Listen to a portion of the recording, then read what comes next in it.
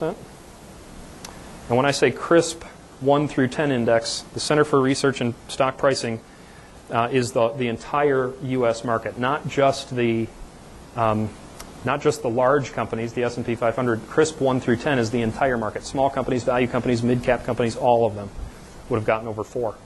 So during the period of time that you own them, you would have had a less return, let's just say, than the period that caused you to want to buy them.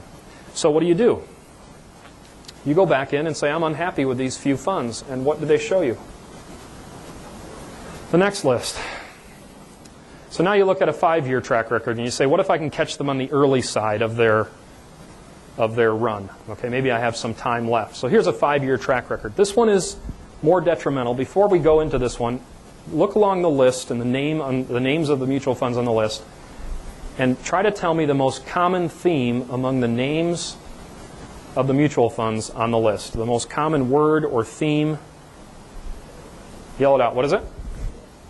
Banks? How about small, micro? If you look on that list, small company stocks, micro cap stocks, I think it's more than half. All right, now that's going to make a difference here when we look at why they were winners. And later, when we look at a different seminar after lunch, I'll tell you why in 2000, 2001, and 2002, our funds lost no money.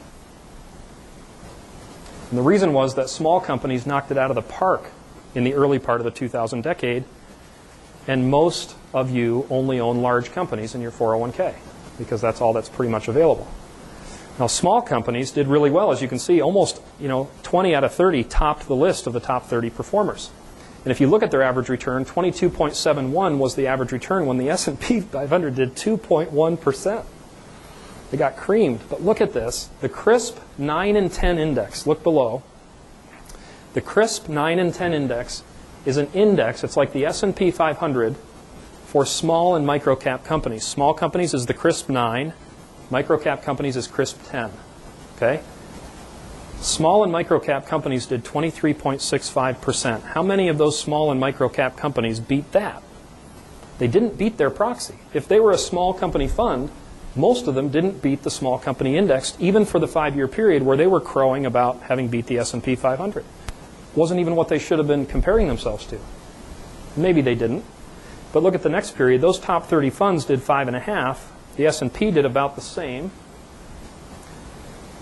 but the CRSP 9 and 10 doubled them at 11.7. This is a case for diversifying. We never know which fund or which sector, small company, microcap, value, U.S., international, emerging, we never know which one is going to have a 2 or 3 year run. We know we want to be there when it does, but we can't chase these. We can't predict them. We're not given the right list ahead of time. Track record investing doesn't work. Here's the take-home message. And I have got a challenge that's going on 5 years right now. If someone can find me a mutual fund manager who has beat the market longer than Peter Lynch did for 16 years, and Peter Lynch is still finding someone to take over the Magellan Fund for him. He hasn't found it. Bill Miller did it for, I think, 11 or 12 years until he lost 92% in 1 year because his theory stopped working. But a manager's ability to pick stocks in the past has an academic correlation of 0 to their ability to pick funds in the future. It is not a method to use for picking a mutual fund. It becomes a chasing after returns. Small companies do well, we all dive into small companies. Then enough of those do poorly, we go back in, we have 4 funds, we like 2 of them, we dump 2 of them, and we buy the next one that just had a run. And what are we constantly doing? We're constantly selling the ones we don't like and buying the ones that we had more information about in the recent past that had done well or had just recently done well. So this one is so important. You put a big star by it. A manager's ability to predict in the past had no correlation to their ability to predict in the future. Myth number 3 is market timing. Market timing is, if the previous one, track record investing, is the most prevalent, market timing would be that practice where someone can lose the most money the fastest. Okay? And it happens. Most people don't do a lot of market timing. Most of us, we buy and hold, right? And inside our mutual funds, we expect that our mutual fund managers are doing the same thing. They're not necessarily, but we are. We're generally buying our mutual funds and holding them for a long period of time. We're behaving. Market timing, though, is any attempt to alter or change the mix of assets based on some prediction about the future. And the myth is that money managers or investment advisors or you are able to utilize market timing techniques to effectively predict up and down markets and increase returns while mitigating losses, right? And on the back, I have, I think 2009's is what I could put my hands on this morning, but it was a Dalbar chart. Dalbar is the research organization where CRISP talks about what mutual funds actually return to invest to their during the period of time from the beginning to the end. What Dalbar studies is what investors actually get as a return. Because if you're in the market from January to February, you're going to get a much different return than if you're in the market from January to March or April or May. And what Dalbar studies is the return investors actually get. And what they find year after year is that investors are generally getting around 4%. And the market is generally getting around 9 to 11%. Now this includes 2010, so it's back up. If it's 8.5% was what it was in the 35-year average when it only included 08. It's back up into the 9s. Its average will start to increase again back into the 10 to 11s over time, very likely. And so the market is not being met by the investor, the returns. There's a gap there. And we call it the behavior gap. If you want to write that down, I'll get to that a little bit later on too. It's called the behavior gap. If the market's getting 9% and you're not, someone's misbehaving, correct? Has to be.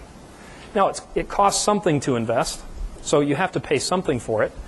But it stands to reason that if you're not getting the market's returns, someone's misbehaving. It could be you, could be the investment manager, could be the investment advisor, could be the money manager, mutual fund manager. Someone's misbehaving. But here's why it's so difficult to market time. You can write these numbers in. If you traded in a mutual fund, or if you had a mutual fund that was the S&P 500 from 1990 through to the end of 2010, so a 20-year period, and you put 10 grand in there in 1990. The 90s were really good, 2000s were still pretty good. You would have turned $10,000 into almost $60,000, $56,000. Pretty good. If you just left it in the S&P 500 and didn't touch it. 5,040 trading days during that period of time. All right, their Sundays and Saturdays were off, holidays, whatever, but 5,040 trading days. If you would have missed 5 of those 5,000 trading days that were the best days, your return would have gone down to 6 point something, and your dollars would have gone down to 37,000. Now, I'm not naive. You're not going to be that poor in your luck. You're not going to miss just the 5 best days and get back in. You're going to miss some of the good ones, or some of the bad ones, some of the good ones. But the point here is just how volatile the stock market is, right? That a good third of the return that you could be getting in your investments comes on 5 out of 5,000 total days. 10 days, you miss 10 days, you go down to 5 point something percent. You miss 20 days or 4 point something, you miss 20 days, you're at under 3%. You now take $10,000 and turn it into $17,000. And you get down to missing 40 days out of 5,000. Not even 1% of the days, but 40 days pretty much encapsulates all by itself all of the return that you get in the stock market over 5,000. And you don't get the 40 days written down for you ahead of time. It is a random walk down Wall Street. That's why it's so difficult. Tactical asset allocation, by the way, is market timing in disguise. If someone talks about that, I get an email every other day from some financial planning e-zine, magazine, website, blog that I've signed up for to try to stay current. And probably once a week I get something about tactical asset allocation. And it's meant to say, you know, it used to be that I could just decide, am I going to be in cash or am I going to be in stocks? I get that question on the plane all the time. Should I be in or should I be out, investment advisor? Like, I don't know. Dumb question. Cash or stocks? Well, with tactical asset allocation, it's now cash, U.S. large, U.S. small value, U.S. small, microcap, international large.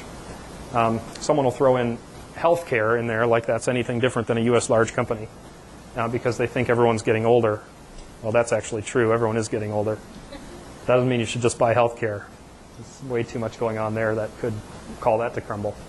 And so then they look at it and they say, I think internationally we're going to see an emerging markets boom, and I'm going to sell my small cap value and move into emerging. And so they tactically asset allocate. And it's using some of the right words, but it's doing it in a very dangerous way. We compare this to Russian roulette with 1 bullet in the chamber versus 5 bullets, maybe even 6. So you don't have much of a chance to make money if you're going to be tactically asset allocating.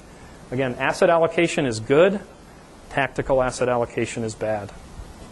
Very scary when someone's trying to time the market between 7 or 8 different asset categories. Charlie Ellis writes a book. I have it out there. He writes a book, Investment Policy and Winning the Loser's Game, and he says this: the evidence is out on money managers and their success with market timing, and it's overwhelmingly negative as a result. Again, there is not one academic article that you can find that says market timing works. And yet, when you look at market timing at its base level, any prediction of any kind about what's going to happen tomorrow, next month, next quarter, or next year is market timing. It all is. And I get the questions all the time. I'm not market timing, Evan. I'm just asking what's going to happen next quarter, and should I do something about it? Not market time, because they know they're not allowed to market time because they work with me. So they say, this isn't market timing. They give me a disclaimer, but I'm just wondering, should I move over into the international